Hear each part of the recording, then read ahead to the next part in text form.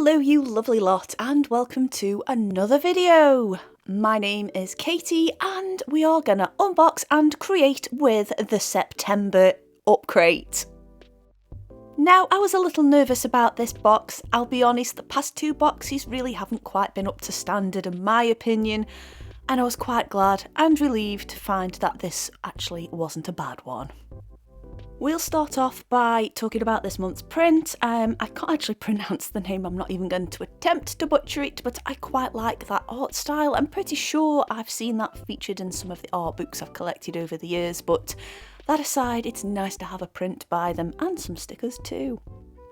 But one of the things I was really quite pleased to see was an actual pad of paper. Again, referring to the last couple of boxes, there just hasn't been a great deal of surfaces to work on and fully get to know a material. I kind of do understand that, yes, if you're going to put more expensive mediums in there, then I guess something has to give, but the last few boxes you've only had 2 or 3 pieces of paper, and to be honest, once you've swatched everything out, you haven't really got much to work with, have you?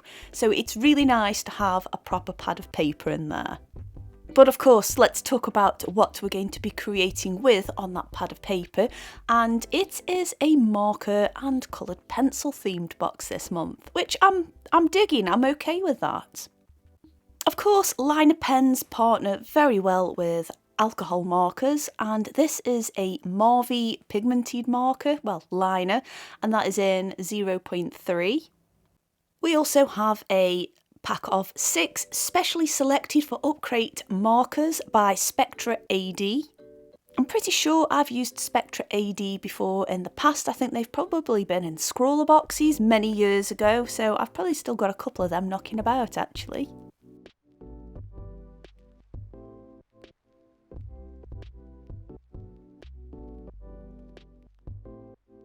We have a 063, a 043, a 534, a 303, a 330, a 545, and they're nice pastel-y tones.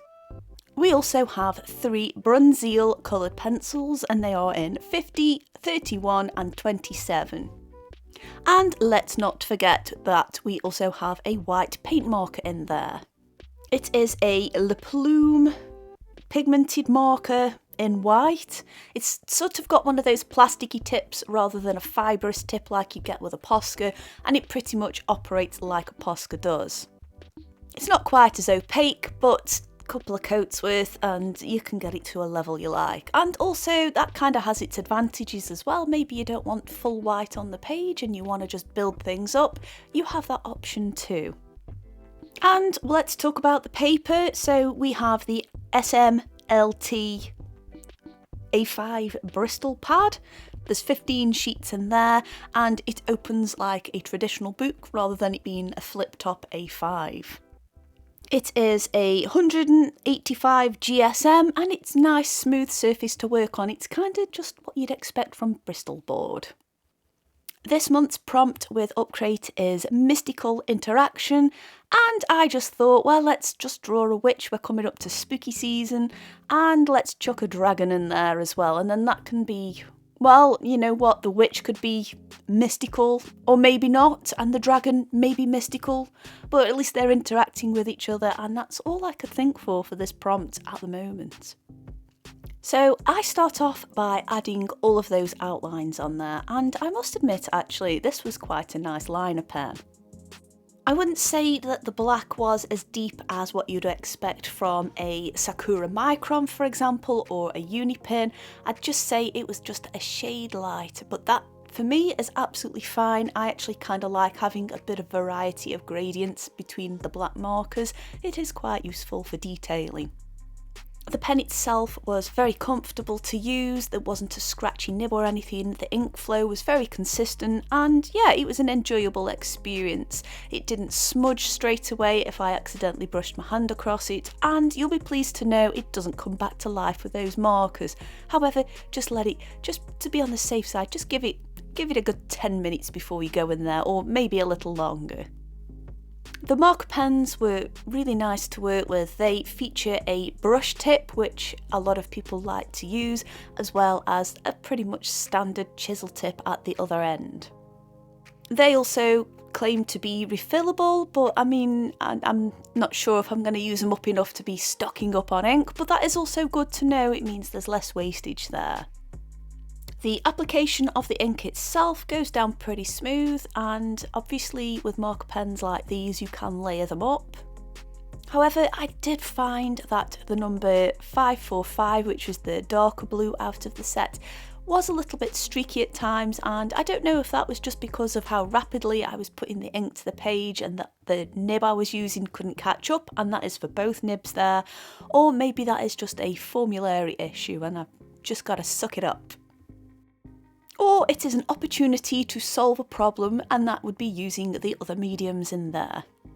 So I'll just briefly talk about the colour scheme. I thought I wanted the deepest colour possible for our witch here, so I added a base coat of that deep blue, and as you can see it is a little bit streaky and patchy in places, but hey ho, it's just one of those things. Just go over it again until it's at that desirable consistency.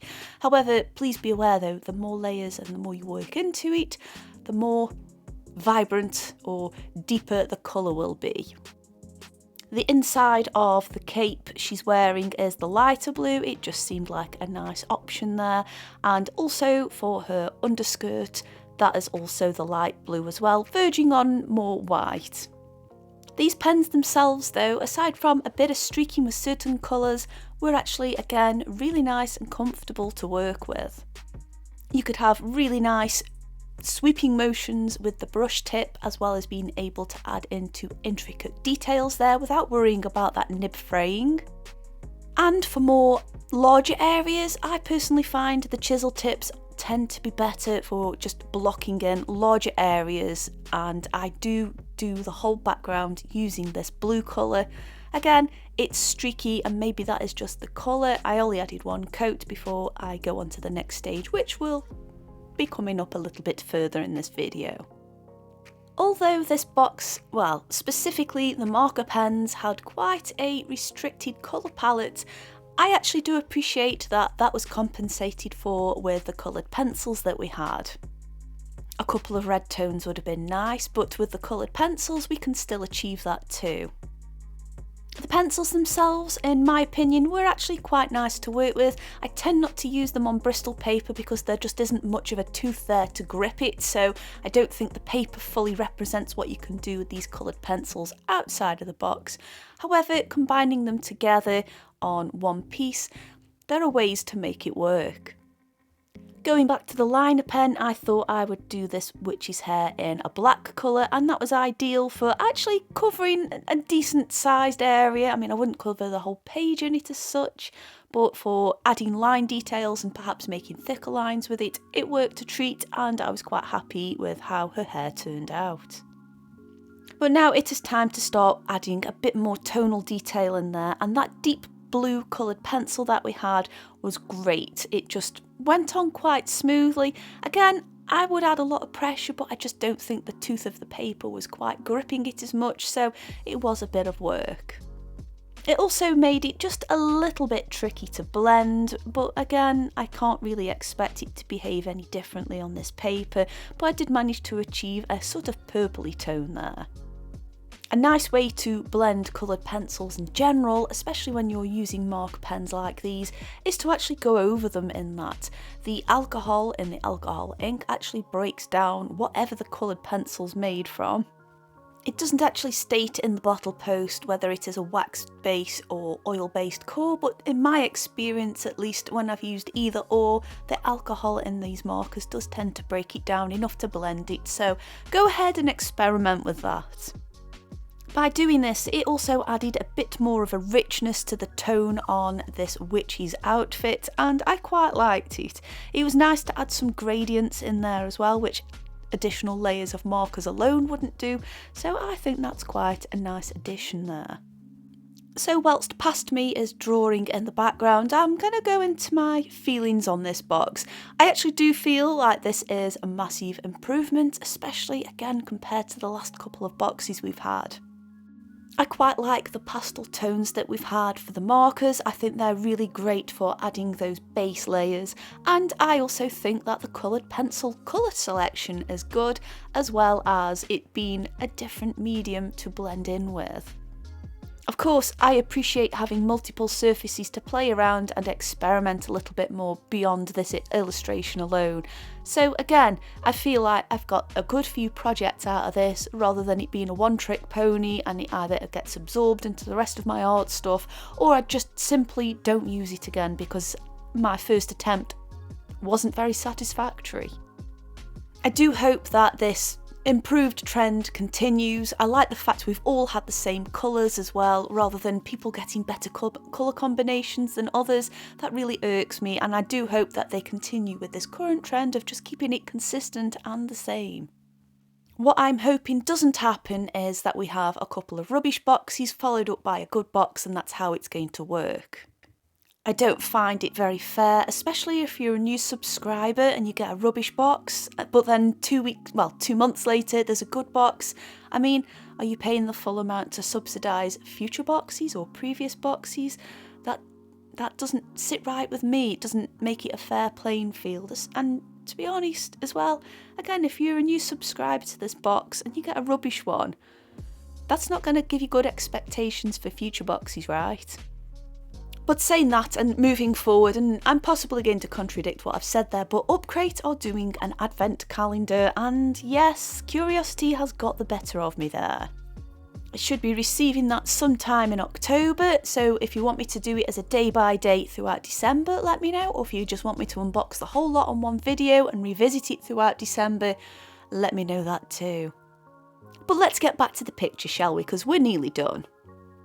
I blocked out the background using that deepest blue. I added a crosshatch background using the liner pen that we got there, and boy, that took me a long time. You did not need to see that on video.